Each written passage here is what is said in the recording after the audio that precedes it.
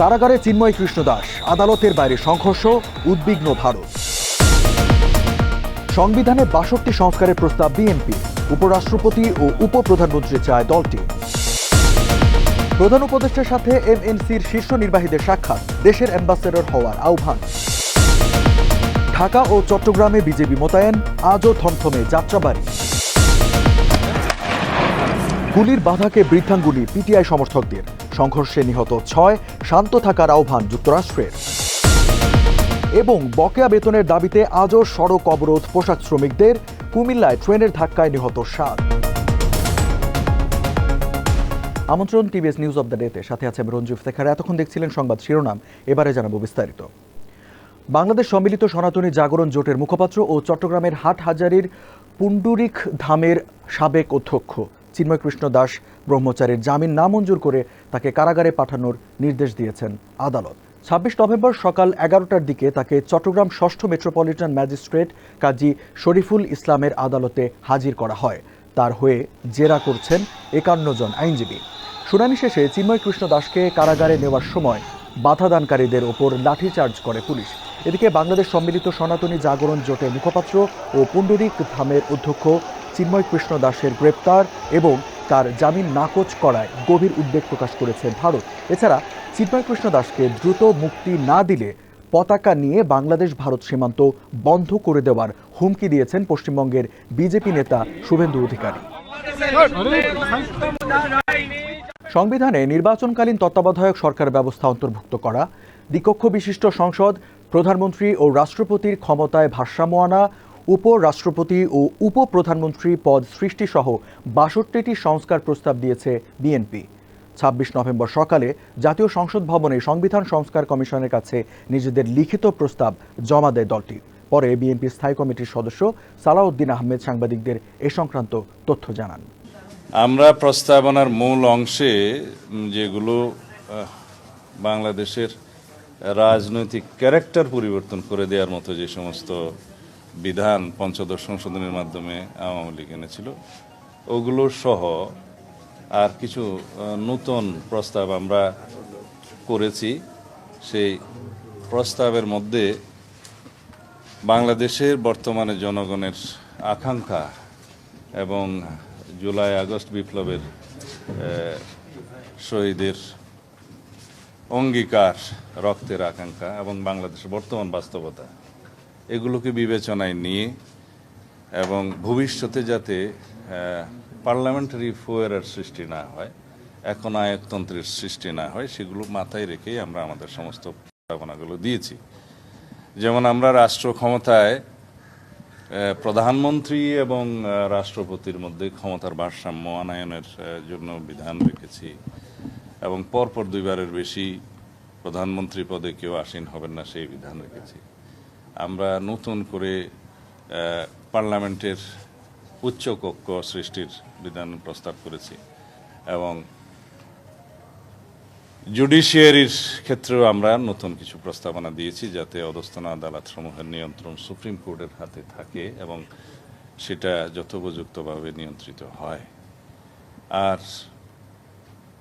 আমরা নতুন পদ হিসেবে উপরাষ্ট্রপতি, উপপ্রধানমন্ত্রী পদ সৃজনের বিষয়টা আগে এক সময় ছিল, সেটা আমরা পুনঃপ্রবর্তনের বিধান রেখেছি, প্রস্তাব করেছি। প্রধান উপদেষ্টা অধ্যাপক মোহাম্মদ ইউনুসের সাথে সাক্ষাৎ করেছেন বাংলাদেশে কাজ করা বহুজাতিক কোম্পানির শীর্ষ নির্বাহী কর্মকর্তারা। ২৬ নভেম্বর রাষ্ট্রীয় অতিথি ভবন যমুনায় এই সাক্ষাৎ অনুষ্ঠিত হয়। এ সময় বহুজাতিক প্রতিষ্ঠানের প্রধানদের দেশের হয়ে কাজ করার আহ্বান জানান প্রধান উপদেষ্টা। ব্যবসায়ী চ্যালেঞ্জগুলি চিহ্নিত করে সেগুলি মোকাবিলায় সহযোগিতার আশ্বাসও দেন ডক্টর মোহাম্মদ ইউনুস। এ সময় প্রধান উপদেষ্টার বিশেষ দূত, এনবিআর চেয়ারম্যান, বিডা ও বেজার নির্বাহী চেয়ারম্যান উপস্থিত ছিলেন। আর বহুজাতিক কোম্পানির প্রতিনিধি হিসেবে ইউনিলিভারের চেয়ারম্যান জাভেদ আখতার, গ্রামীণফোনের সিইও ইয়াসিন আজমান, এইচএসবিসির প্রধান নির্বাহী কর্মকর্তা মোহাম্মদ মাহবুবুর রহমান সহ বহুজাতিক ১২ কোম্পানির শীর্ষ নির্বাহীরা উপস্থিত ছিলেন। আইন শৃঙ্খলা পরিস্থিতি স্বাভাবিক রাখতে ঢাকা ও চট্টগ্রামে ১০ প্লাটুন বিজিবি মোতায়েন করা হয়েছে। ২৬ নভেম্বর বিকাল ৩:৩০টার দিকে বিজিবির জনসংযোগ কর্মকর্তা মোহাম্মদ শরীফুল ইসলাম এই তথ্য জানিয়েছেন। রাজধানীর শাহবাগ মৎস্য ভবন ও হোটেল ইন্টারকন্টিনেন্টাল এলাকায় 4 প্লাটুন এবং চট্টগ্রাম মহানগরীতে 6 প্লাটুন বিজিবি মোতায়েন করা হয় বলে জানিয়েছে বিজিবির জনসংযোগ কর্মকর্তা। তিনি জানান, আইন শৃঙ্খলা পরিস্থিতি স্বাভাবিক রাখতে রাজধানীর শাহবাগ, মৎস্য ভবন ও হোটেল ইন্টারকন্টিনেন্টাল এলাকায় 4 প্লাটুন বিজিবি মোতায়েন করা হয়েছে। অন্যদিকে 6 প্লাটুন বিজিবি মোতায়েন করা হয়েছে চট্টগ্রাম মহানগরীতে। এদিকে গতকাল সংঘর্ষের পর যাত্রাবাড়ির ড্যামরায় মাহবুবুর রহমান মোল্লা কলেজ ঘিরে রেখেছে আইন শৃঙ্খলা বাহিনী। সেখানে থমথমে পরিস্থিতি বিরাজ করছে। অন্যদিকে যুক্তরাজ্যের সংসদ দ্য হাউস অব কমন্সের একটি বহুদলীয় group all party parliamentary group for the Commonwealth Bangladesh নিয়ে একটি প্রতিবেদন তৈরি করেছে। প্রতিবেদনে বাংলাদেশের বর্তমান পরিস্থিতি নিয়ে উদ্বেগ প্রকাশ করেছে APPG। পাকিস্তানের সাবেক প্রধানমন্ত্রী ইমরান খানের মুক্তির দাবিতে ইসলামাবাদের পথে হাজার হাজার মানুষ। সেই বিক্ষোভ মিছিল ক্রমে সংঘর্ষের আকার নিয়েছে। পুলিশ ও নিরাপত্তা বাহিনীর সঙ্গে সংঘর্ষে বহু মানুষ আহত হয়েছেন। এরই মধ্যে নিহত হয়েছে নিরাপত্তা কর্মী সহ 6 জন। মঙ্গলবার পুলিশের ব্যারিকেড ভেঙে রাজধানী ইসলামাবাদে ঢুকে পড়েন হাজারো পিটিআই সমর্থক। তারা ঢুকে পড়ার পরপরই পুলিশের সঙ্গে শুরু হয় ব্যাপক সংঘর্ষ। পরিস্থিতি নিয়ন্ত্রণে কাঁদানে গ্যাস ব্যবহার করেও ব্যর্থ হয়েছে নিরাপত্তা বাহিনী। আল জাজিরার প্রতিবেদনে বলা হয়েছে, ইসলামাবাদে সেনাবাহিনী নামিয়ে দেখামাত্র গুলি করার নির্দেশ দেওয়ার পরও বিক্ষোভকারীরা নিরাপত্তা বাহিনীর সঙ্গে সংঘর্ষে লিপ্ত হয়। এই ঘটনায় সাংবাদিক সহ বেশ কয়েকজন আহত হয়েছেন। এদিকে পাকিস্তানে পিটিআই সমর্থকদের সঙ্গে আইন শৃঙ্খলা রক্ষাকারী বাহিনীর সংঘর্ষে উত্তপ্ত পরিস্থিতির প্রেক্ষাপটে উভয় পক্ষকে শান্ত থাকার আহ্বান জানিয়েছে যুক্তরাষ্ট্র। পাকিস্তান সরকারের প্রতি মানবাধিকার রক্ষার পাশাপাশি সংবিধান মেনে চলারও তাগিদ দিয়েছে ওয়াশিংটন।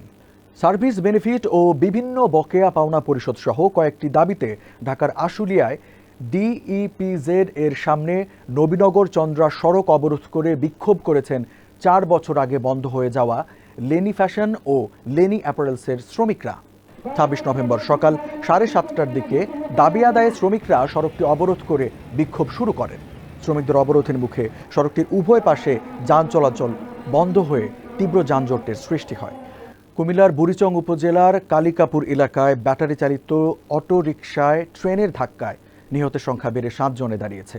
হাসপাতালে নেওয়ার পর আলামিন এবং হোসনে আরা নামে আরও 2 জন মারা গেছেন। 26 নভেম্বর সকাল 10টায় কালিকাপুর রেল ক্রসিংয়ে এ দুর্ঘটনা ঘটে। পুলিশ জানায়, চট্টগ্রাম থেকে ছেড়ে আসা চট্টলা এক্সপ্রেস বা সুবর্ণ এক্সপ্রেস ট্রেনটি সকাল 10টায় বুড়িচং উপজেলার কালিকাপুর এলাকায় একটি অবৈধ ক্রসিং দিয়ে পারাপারের সময় যাত্রীবাহী অটোরিকশাকে ধাক্কা দেয়। ট্রেনের ধাক্কায় অটোরিকশায় থাকা 4 যাত্রী ঘটনাস্থলে নিহত হন। এছাড়া হাসপাতালে নেওয়ার পথে আরও 1 যাত্রীর মৃত্যু হয় বলে জানান তিনি। দর্শক, এই ছিল আজকের টিভিএস নিউজ অব দ্য ডেতে। এতক্ষণ সাথে থাকার জন্য ধন্যবাদ সবাইকে।